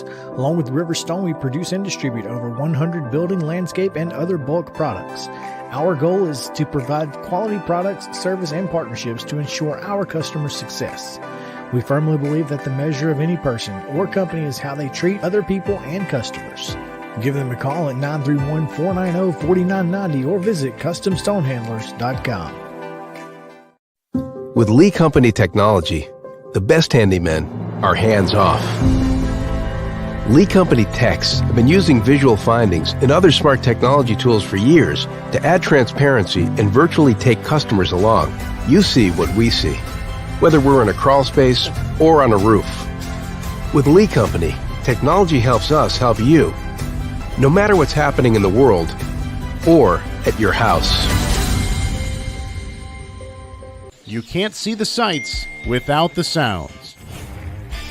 From the crack of the bat to the roar of the crowd and everything in between, Discover what Hit City has to offer.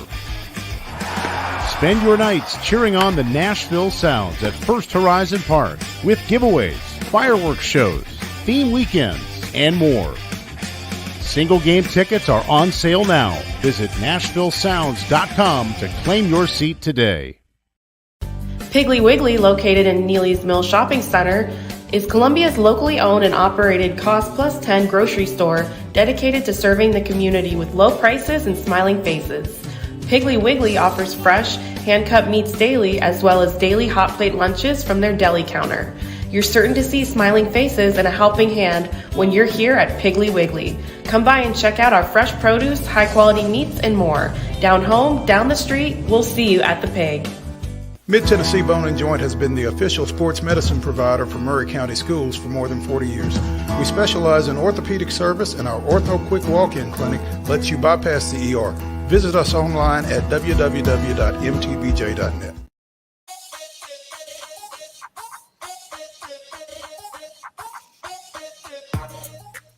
Welcome back in Main Street Sports Today, presented by Mid-Tennessee Bone and Joint.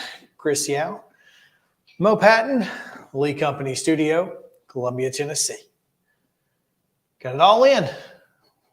Congrats. Time for rapid fire reaction. And maybe we need fire suits. Yeah, this is especially when this studio gets like it's getting right now. No doubt. Came in here yesterday and was sweating because I didn't turn the air on. The air is on. And it's on today. Mm-hmm. Number one, off of rapid fire reaction, the Pac-12, 13-0. Now, we ain't going down easy, right? I mean, clearly the Pac-12 was on a mission this in week one. And I mean, obviously they didn't play a brutal schedule, but they certainly can we did. go through those results? Yeah, but they definitely didn't, there were some games that they probably Boise Washington could have lost. Coastal UCLA was big, but let's not talk about that one. Can we talk about that one? No, I want to talk about that one. Actually, you do. Yeah, I mean, obviously Colorado with the big win over TCU, and that's a game that USC with the big win over Nevada. Yeah, I mean, speaking of games we don't want to talk about, Cal beat North Texas. Whoopee. Washington State beat Colorado State. Whoopee. Arizona over Northern Arizona. At least they won. How was Oregon State and San Jose State on national TV? How? Because it was on Sunday. And there was literally nothing was there else. Nothing else. It was the only game in that time slot. Wow. There were only 3 games on Sunday, and there was 11, 2:30, and 6:30. So that's how. Being the only game in town will help you. But, it's a top 25 team. Look, San Jose State played the USC pretty tough. And who did Oregon State? Yeah, it was San Jose State. And Oregon State? And Oregon State. Okay. All right. And they played USC tough in week 0. So a lot of folks were, curious, especially with Oregon State having to go to San Jose State, DJU, and there's a question mark there whether you want to admit it or not, Oregon State fans. And they answered it. And look, it was a good game. Damian Martinez, first team all Pac-12, goes for 145. They took care of business with San Jose State. Oregon State and Washington State have the most to lose this season.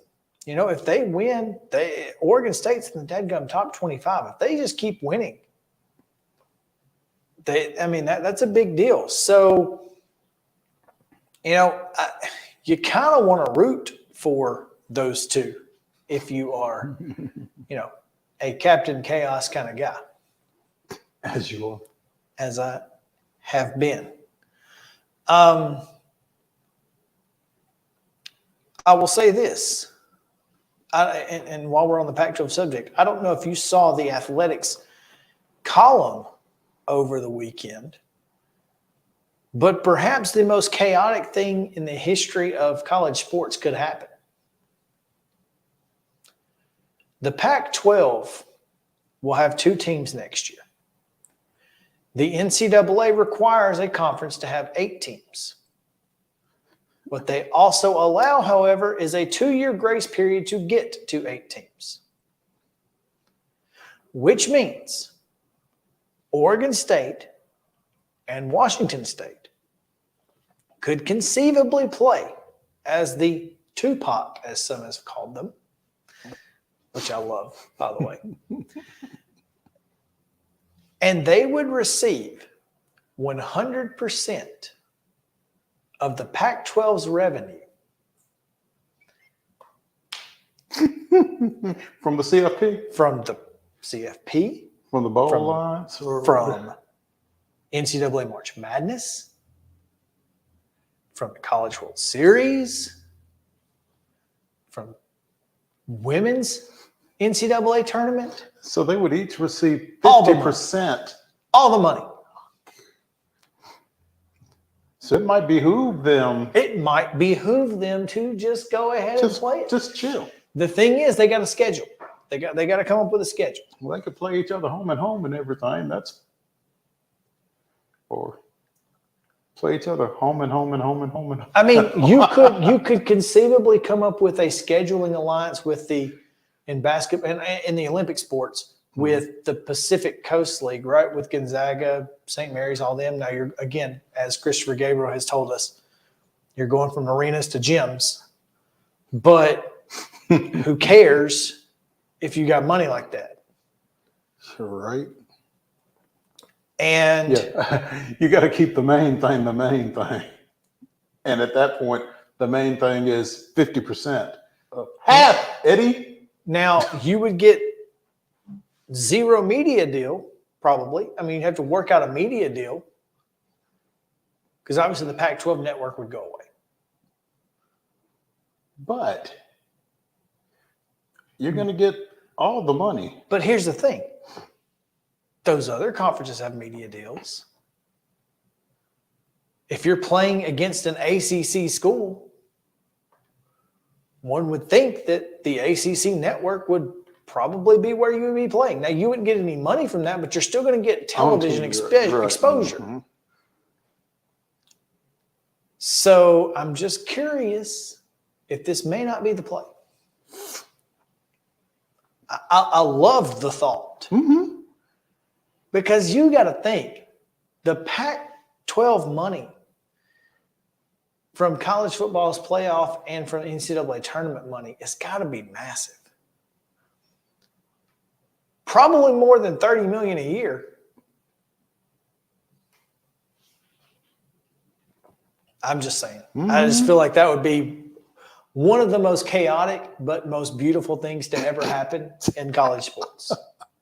And then what? I mean, at that point, you just take the money and go to the Mountain West and be rich AF. I mean, pay that. Oregon State could pay their stadium off pretty quick. I'm just saying, it would be fantastic. Mm-hmm. I would be for it. I'm all for it. And their financial advisors are all for it as well. I bet they are. Obviously, we've talked about Colorado. We've talked a little bit about LSU, but how much of that LSU-Florida State game was one or the other? How much of it was Florida State? How much of it was LSU? And should LSU be worried? I don't know that LSU should necessarily be worried about anything that took place on the field, but I think that they should be worried about Brian Kelly's remarks following the game, where he threw everybody under the bus except himself. Well, that's... Which really is a Brian Kelly staple. Yeah, I'm not sure anybody's surprised by that. Not anybody that's been paying attention. I will say this, and I don't know who Let me see if I can. I mean, if find the if information. LSU thought they were the second coming of the Georgia Bulldogs, when did he realize it, and what did he do about it? Well, it may have been in pregame warmups. I don't know. That being said, At some point, though, most college coaches would have said, we thought we were the second coming of the Georgia Bulldogs, and that starts with me. Yeah, whether he clearly you did it didn't or think not. that. But yeah, you still got to say it. Unless Listen, you're Brian Kelly. Matt House, in his second year as LSU's defensive coordinator, let me tell you something. If it ain't broke, don't try to fix it. If you have Harold Perkins, don't be fooling with it. Let Harold Perkins be Harold Perkins. That's not rocket surgery. Well, thank you, Bobby Johnson. It's not. It's very simple. Let 4 be 4. Some people gotta get cute. Watch me coach. And you can't do that. No. Let Harold cook. Let him cook. Let him be him. Don't try to outthink the world. And now, Florida State is, I think Florida State's a top 10 program. I think they're a top 5 program.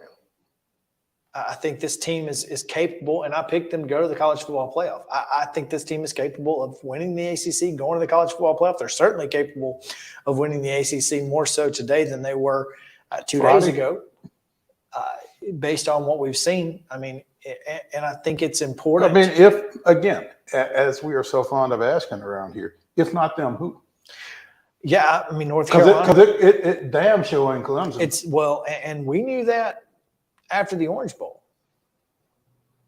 I mean, anybody who watched the Orange Bowl knew that Clemson was not good enough to be the number 1 team in that conference. Well, and what a lot of people pointed out last night on various social media channels and that kind of thing, one of the things that you need to be concerned about with Clemson, their receivers couldn't separate against Duke. They had no ability if they to throw the football. If they can't create separation, with all due respect, against Duke. Yeah. Who in 9-3 the Atlantic last year, Duke again, or 9-4. Mm-hmm. But if they can't get away from players in Duke's secondary, who in the Atlantic Coast Conference can they? Nah, I mean, there's going to be some teams. I mean, obviously, they're going to beat the Boston colleges. They're going to beat, Virginia and those type of teams. They're going to win 7-8 ball games, but they're not going to. State. They're not going to win the games that matter. They're not going to beat Florida State, North Carolina. They're not going to beat North Carolina State. Right. They're probably not going to if they play Miami. They're not going to beat Miami. Mm-hmm. I mean, they're going to be out athleted on the outside every single time they go out there against a team that has a chance to win this conference. Right. And they're going to be the number 3-4 team in the ACC this year. And there are a lot of people who are here for that. That's a problem for Clemson. And, North Carolina did a great job. They throttled South Carolina, looked really good doing it. And, I think a lot of people were sleeping on South Carolina. North Carolina. They were not as highly ranked as I thought they should have been. I mean, we talked about how Drake May was probably the best quarterback in the conference. And if it's a quarterback-driven game, North Carolina should have been at least, in the conversation with the other schools. Jordan Travis had a problem with that. Well, he certainly did. Look, Jordan Travis showed up and showed out on Monday night, or on Sunday night. But again, Drake May is considered by most to be, right behind Caleb Williams for the number one quarterback taken in next year's draft. And I think he showed that. He showed that he can be the guy. Mm-hmm. And so North Carolina is gonna play in this conference. Florida State's going to play in this conference. Now, outside of that, it could be a hodgepodge of the Miamis. I think Georgia Tech's got a shot. Look, I know Georgia Tech, they struggled against Louisville the other day. They struggled against Louisville, but Brent Key had them playing really well at the end of last year. I think by year's end, with a full year under him, I think they're going to be, a contender with the Virginia Techs, the Virginias, the Wake Forests of the world, the Syracuse and Dukes that won 8 ball games last year. I think they're going to be right there. So this is a conference that if Clemson isn't careful, will run away.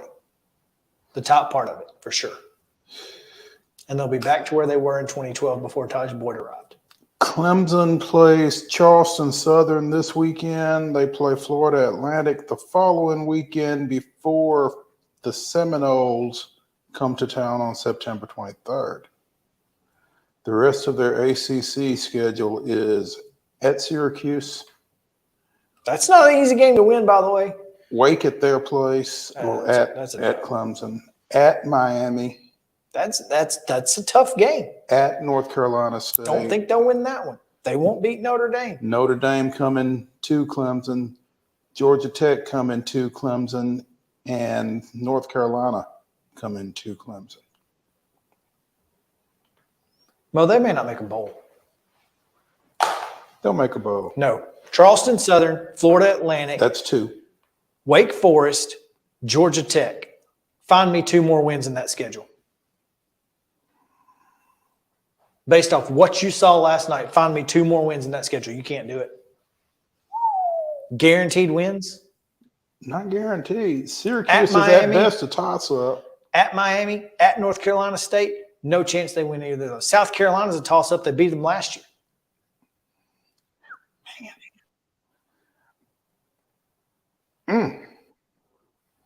And I can't argue with you. I'm not going out on that limb. I don't see why not. I mean, but you were right about TCU. I wish 8 months before the fact. I really wish I could find that stupid conversation, because I got absolutely creamed in that conversation. I just want to go back and be like, I got receipts, and I don't have the receipts. I didn't keep them. That's your fault. It's brutal, brutal. But no, seriously, this is not an easy schedule. No. And it's particularly not an easy schedule for a team that looked the way it looked last night. Yeah. So, yeah, they don't play Boston College. They don't play Virginia. They don't play Tech. They don't play Pitt. I mean, that's golly. And again, wouldn't that be something? I do believe that Clemson has replaced Notre Dame as the team that I most like to see get beat. So this is going to be fun. You're going to be rooting for Notre Dame on November 4th. Go figure. Man. Oh, wow. That's ooh. At that point, he may not be the coach.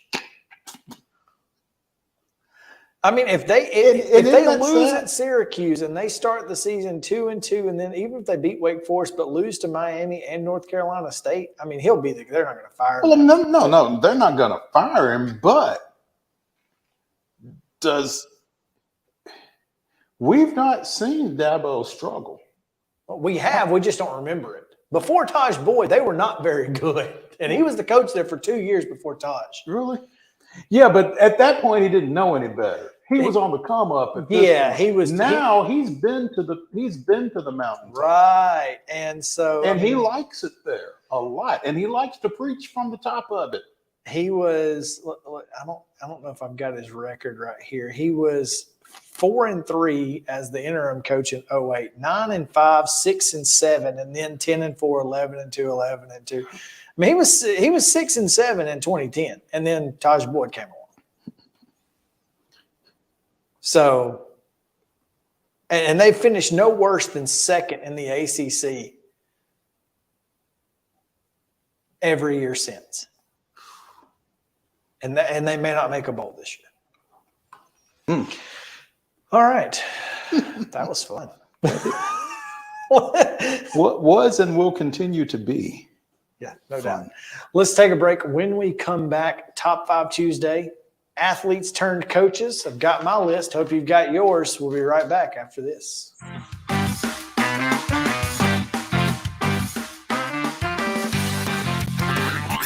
This is Chris Yao with Main Street Sports Today. Every show, Mo Patton and I welcome friends from all across the sports landscape, from high school coaches and reporters to national, college, and pro sports personalities. You never know who might stop by for a chat.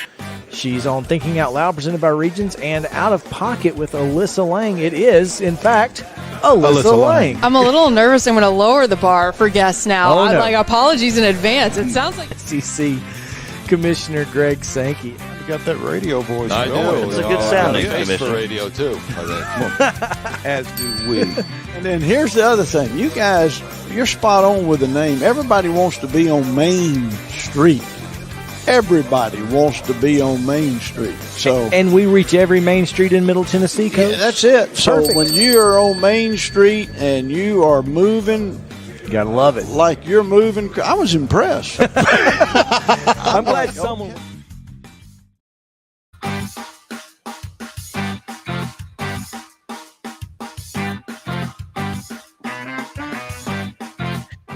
We are back here on this Top 5 Tuesday edition of Main Street Sports Today, presented by Mid-Tennessee Bone and Joint. Tomorrow should be a lot of fun. We'll have more conversations, of course, about college football, and we'll perhaps get into a little bit about the pro game that starts on Thursday. So that's exciting. NFL getting ready to kick off. And hopefully we'll have Heather. NASCAR with Heather Williams. It's fingers crossed. We'll text Yeah. her. We'll text her all day tomorrow. At the top of All the hour, day. At the top of every hour, just be like, "Hey, don't forget. Hey, don't forget." She's gonna be so mad by the time she comes. Yeah, she may not even come She may on not come just to spite us. intentionally. Yeah, spite us. I didn't forget. No, I didn't forget. I just just didn't got come. tired of you guys giving me grief. Yeah, that does happen around here. We tend to give folks grief for whatever. Yeah. Oh, Top 5 Tuesday is brought to you by Mid-South 5 Fitness at Steel Athletes on Instagram, steelathletes.com. Make sure to go see them. Let's get right into it as we get our top 5 athletes turned coaches, thanks to our friend Coach Prime. And Now, is he eligible? sure, Okay. anybody's eligible for all I care. Okay.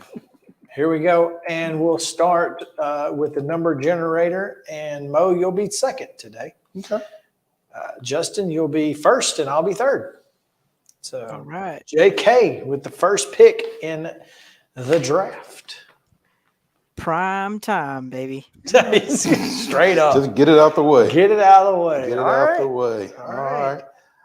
I'm number 2. You are. Does 1976 Olympic gold medal winner make you an athlete? Yeah, it absolutely does. Then I'm going with Pat Summitt. All right. Nice loophole there. So here's the thing. We have athletes turned coaches. Here's my problem. Is I don't know if I want. Do they have to be great at both? Do they have to just be a great? I don't athlete? think they have to be necessarily great at both, because I don't know that Deion Sanders is great at both. But do they need to be a better coach than they were player? I think they need to be great at one or the other. Okay. Because like Larry Bird could be on the list, but he was a terrible coach. Like I feel like to be on this list, you got to have been at least somewhat decent at coaching. That's fair. I mean, I feel like you can't pull out like some guy that coaches in the major leagues right now that the highest he ever got was single A. Like that's come on. I think you have to be a recognizable name at the very least. That's just kind of where I'm at. So I'm sitting here and I'm thinking, I'm like, gosh. I tell you what, we'll kind of go on a case by case. Yeah, Go I think ahead. so. I'm going to go with Phil Jackson. Mm-hmm. Yeah. So that's fair. He was on my list, by the way. As is Larry Bird. Larry was a terrible coach. He was a terrible Even coach. worse GM. Yeah. Justin, go ahead. Yeah. I'm gonna go Bart Starr. I mean, he coached. He wasn't very good at it, but he Really? I thought he was good. Was he bad? He was not great, but he was a great player. He was a great player. I mean, I don't know. Let me look up Bart Starr's because I saw him on some lists, and I'm just like, as a coach, he was the head coach of the Packers from 75 to 83. I mean, 8 years. Okay. So I don't think they were very good during that stretch, though. Well, they weren't so bad that they fired him. So I guess that's how you gonna fire Bart Starr, though? How do you fire your legend? So anyway, I don't hate the pick. He was certainly listed among the folks that I have seen. So anyway, I'm down for it, Mo. Okay. I'm going to go with Mike Vrabel. That's a great. Listen, I think again, that I think Mike Vrabel is a top 3 coach in the NFL right now. Which reminds me, we can have this discussion later, but is Andy Reid the greatest coach of all time? I think that's a discussion we need to have this week. Okay. I'm just saying. We might have to have it tomorrow. It may be with Heather. So anyway. Your number 2? My number 2, oh yeah, it's up to me. I'm going to stay hoops, Pat Riley. Give me the 3-peat. Hey, be careful. That's complicated. JK? I'm going to go Dick LeBeau. That's a good one. He's on the list. Now, was he a head coach? Mm-hmm. Okay. My number 3, and there's great value in this pick, by the way. Bill Russell. See, I don't remember what Bill did as a coach. Coach, yeah. So he I mean, it didn't quite match up to what he did as a player, but yeah, I don't know. That's why I didn't put him on my list. Mm-hmm. I'm going to go baseball here, and I'm going to go Joe Torre. Good call. Braves legend. Yeah, right. Justin? I'm going to go Doc Rivers. Okay. I'm going to see your Joe Torre. And go Braves legend? And raise you Lou Piniella. Ooh. Former AL Rookie of the Year. That's a good one. All right, Justin. That was my turn. I'm sorry. Yeah, it's your turn. Then I'm going to go with Braves legend Dusty Baker. Oh, you're killing me. That's great. I didn't even have him on my list. That's awesome. I was surprised he wasn't number 1. Oh man. That hurts. Justin, number 5. Number 5 for me, a little bit of a tear between. Well, I'll just Steve Kerr's got to be number 5 for me, just because of the championship. So I was going to go Mike Ditka, but that's a good one. He was on my list, and I will go so far as to say that if you had not taken him, I would have. Right now. My number 5. I'm going with Dan Reeves. Dang it! I thought I was gonna catch him at 5. I did. Most Super Bowls participated in history. Dan Reeves, that's a good one. Well, I mean, JK just got me, so yeah, it's only fair. Oh man, that's brutal. It's brutal. Well, I mean, if that's the case, I'm gonna go with the one of only 2 people to win a Super Bowl as a player, an assistant, and a head coach. The Super Bowl shuffle, worst draft in the history of all of NFL. I couldn't even put him on my list. Mike but Ditka. Yeah, that's a good pick. That's a good pick. Man, others on the list: Lenny Wilkins, Don Shula, Mike Singletary. Yeah, who was decidedly not a great coach. Pat Riley. Did we say Pat Riley? I took Pat twice in round number 2. Yeah. Okay. Terry Francona. I mean, Jerry Sloan. There's some really, really good ones. Tom Flores, who the other guy who went as a coach, assistant head coach, and a player. But yeah, I mean, that's good. It is. So come back tomorrow. Heather Williams, NASCAR. Good Lord willing. We'll also continue college football discussions. So we've got plenty to talk about, and much, much more. So come back with us at 2:00 here on Main Street Sports Today, presented by Mid-Tennessee Bone and Joint. We look forward to seeing you on Main Street Media TV in the Lee Company studio then.